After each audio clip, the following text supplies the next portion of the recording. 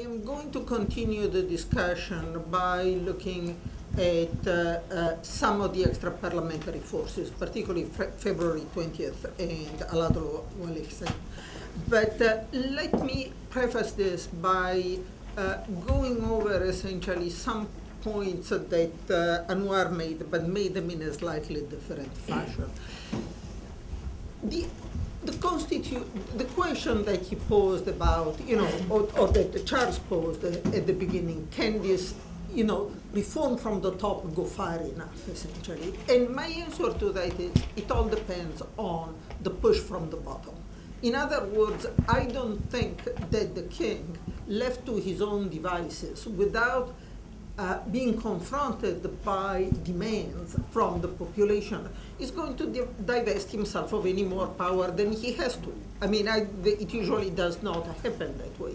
So that one of the questions is there going to be enough push from within the society, from within the political system, to create a demand for further change that would allow the most liberal, the most democratic provisions of the constitutions to actually be put into practice.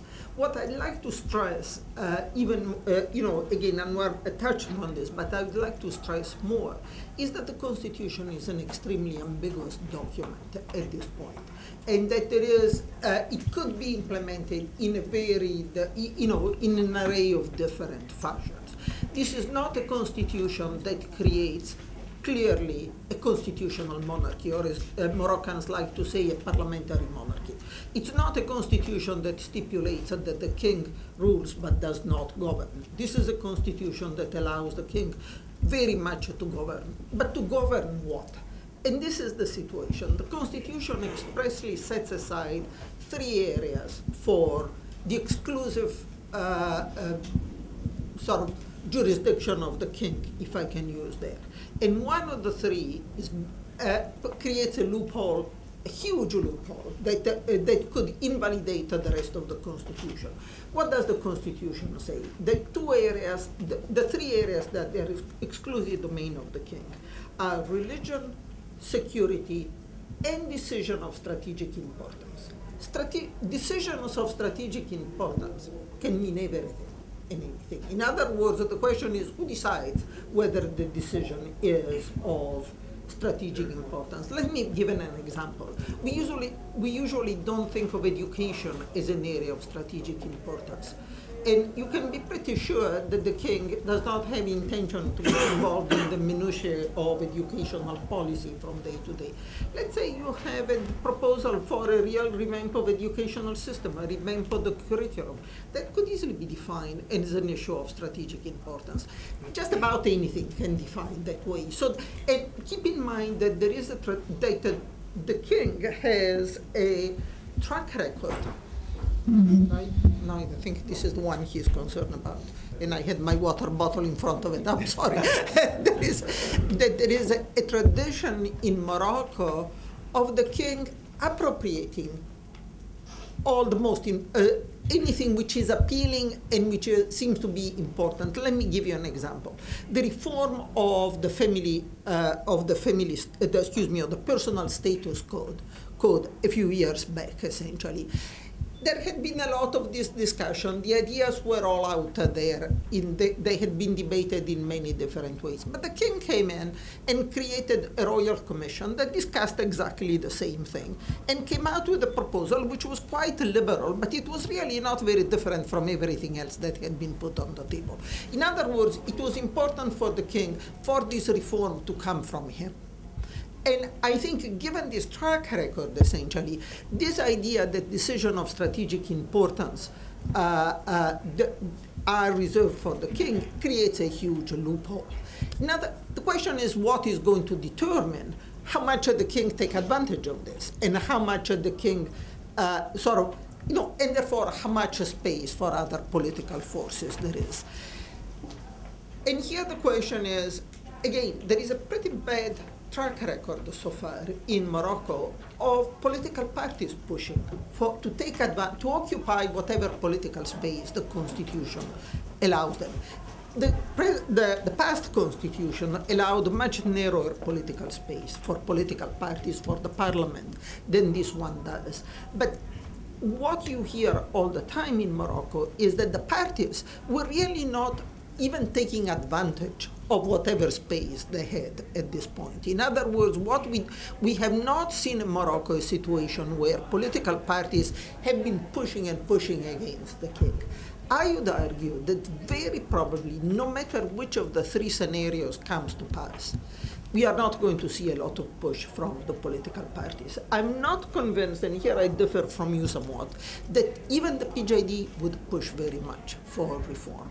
The PJD, my recent conversations with the PJD convinced me that what the PJD really wants is to become fully integrated in the Moroccan political system, to establish itself as a legitimate political force. You don't establish yourself as a fully legitimate political force in Morocco by stepping on the toes of the king. And therefore, I think I don't think that it's likely. First of all, the PJD is not a radical party. You don't have to be radical to want more power for the parliament as opposed to the king. But I do not have, my reading of the situation is that even the PJD probably would not push that hard, even if it was, occupied the prime ministership, unless in turn it was pushed by other forces. And that brings me to what is really the issue that I want to cover, that is looking at the extra-parliamentary forces. In other words, if the push does not come from within the parliament, if it is unlikely to come from the parties within the parliament, then where does it come from? And here the questions that you have, that you need to raise is, what about February 20th movement? What about Al-Adl wal-Ihsan? And what about these other parties that are part of this constellation of this vague organization called the February 20th Support Movement, which are essentially small radical left-wing parties that are in a strange alliance with Al-Adl wal-Ihsan. I mean, that can only be explained by, certainly not by ideological convergence, but by opposition to the present system. February 20th has not, I mean, the performance of February 20th so far has not been very impressive.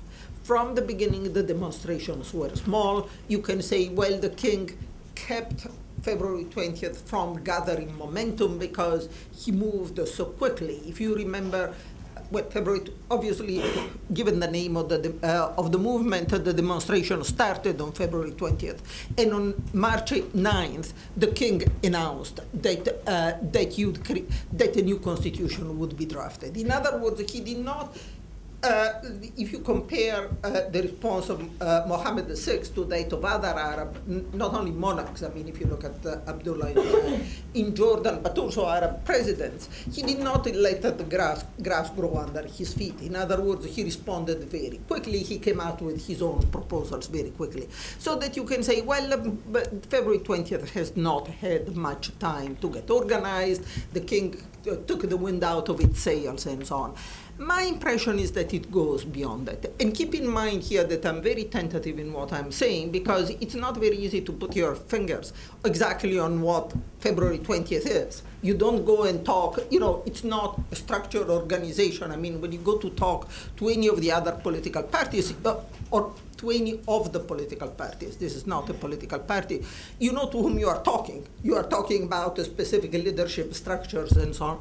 February 20th is much vaguer, and February 20th, like many of these protest movements that we have seen in the Arab world, and if you want, somewhat with some parallels to the Occupy movements in the United States right now, it's almost too democratic for its own good, in the sense that it really does not have a strong leadership structure.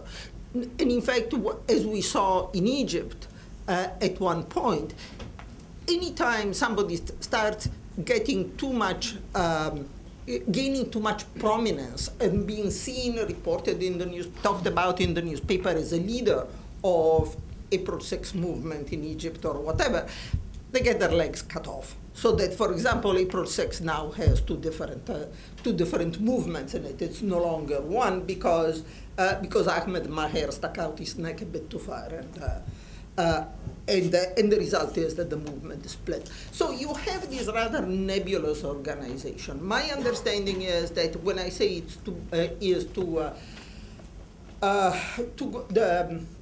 democratic for its own good, is that when they hold the meetings, anybody can vote. I mean, you don't have to be, anybody who comes to the meeting can participate in the, not only in the debate, but also in, in deciding what it's supposed to do. What this does, I mean, I have nothing against democracy, but it's very difficult to have a coherent direction, have a coherent policy of where to go. What we have seen is that despite the fact that certainly not everybody is convinced that this constitution is the answer to the problems of Morocco, hence the possibility that the voter turnout is going to be low, is we have not seen February 20th gaining momentum. It has not lost momentum either. My impression is that it stagnates, that it's pretty much the same as it was at the beginning.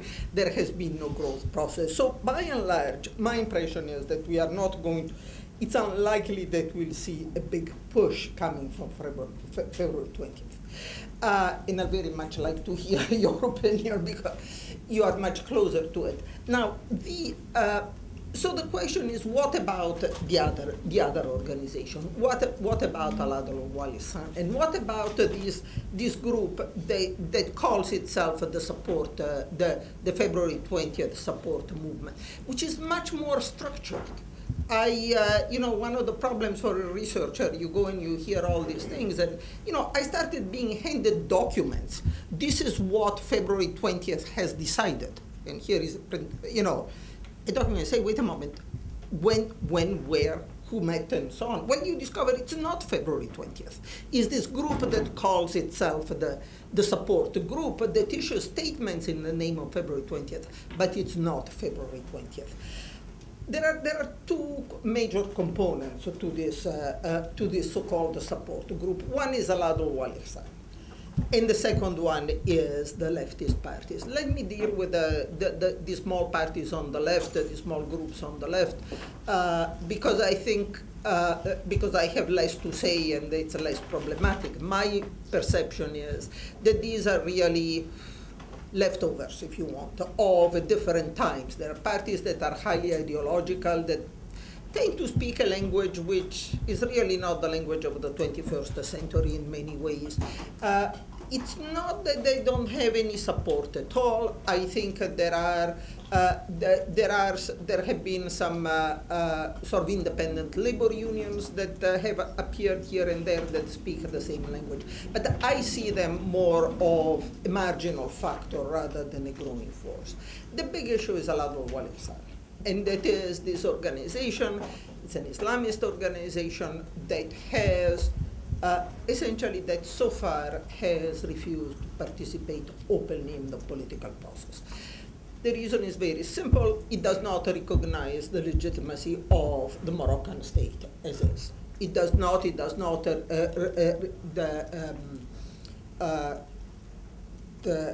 recognize the legitimacy of the king as the commander of the faithful, as the religious, does not accept the religious role of the king. Once in a while, some members of the leadership, like Nadia Yassin, who is the daughter of the founder, make statements saying, well, if Moroccans are so politically immature that they really feel the need to hang on to their king, they can have their king as long as the king has no power. In other words, maybe we could put up with a constitutional monarchy, essentially. But there is not. But by and large, the position of this movement is that it's not going to participate in politics. The question is, how long is this going to happen? Because so far, keep in mind what has been the big surprise of the Arab Spring in Egypt. That all of a sudden, well, while there were a lot of Salafi parties a lot of Salafis in Egypt who were apolitical, who did not, because while they did not particularly like the government, they also believed that the Quran does not allow people to revolt against the leaders, essentially. That you can, so that there were all sorts of reasons why they were, in the end, they were the Mubarak regime saw them as de facto allies.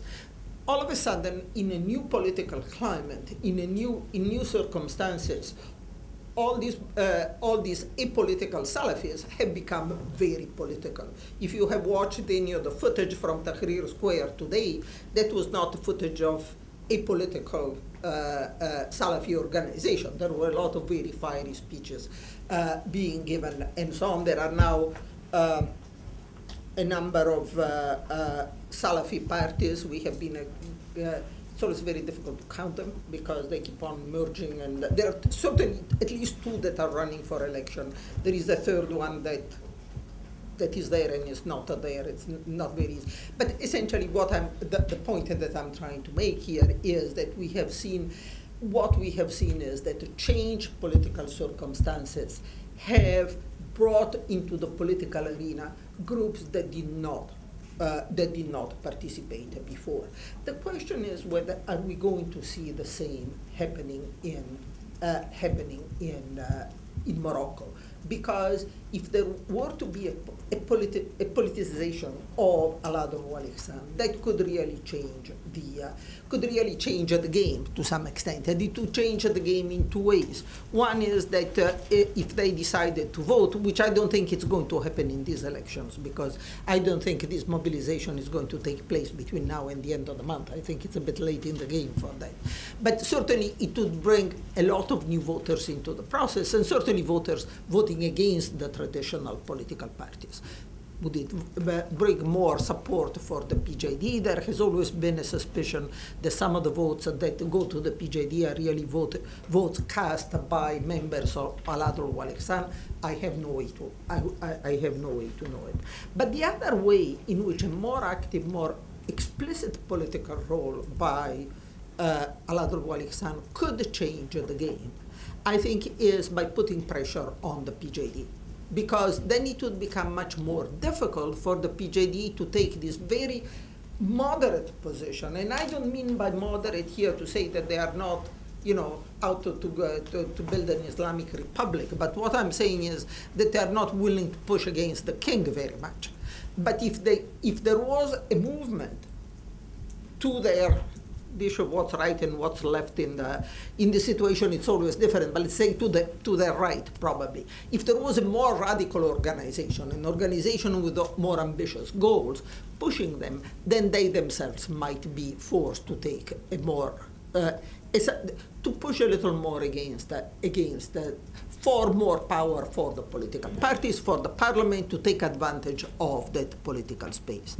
In my opinion, it's this dynamic that is going to determine in the end where, how this new constitution is interpreted, how it's going to be enacted, and what impact it's going to have on the political system in the country.